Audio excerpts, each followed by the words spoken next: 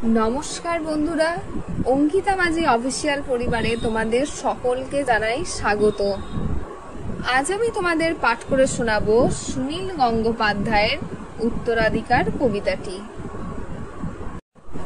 নবীন কিশোর, তোমায় দিলাম ভুবনডাঙার মেঘলা আকাশ, তোমাকে দিলাম বোতামবিহীন ছেঁড়া শার্ট আর ফুসফুস ভরা হাসি।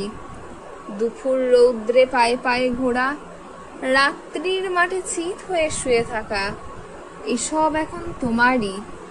তোমার হাত ভরে নাও আমার অবেলা, আমার দুঃখবিহীন দুঃখক্রোধ শিহরণ।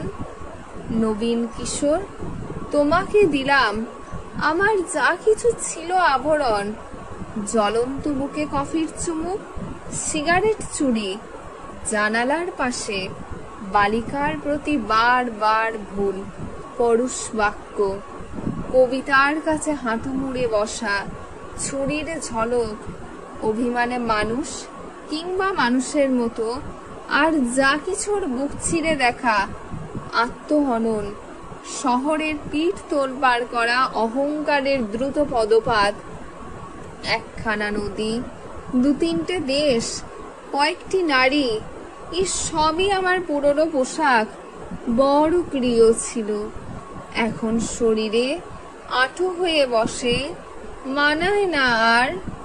তোমাকে দিলাম নবীন কিশোর, ইচ্ছে হয়তো অঙ্গে জড়াও, অথবা ঘৃণায় দূরে ফেলে দাও, যা খুশি তোমার।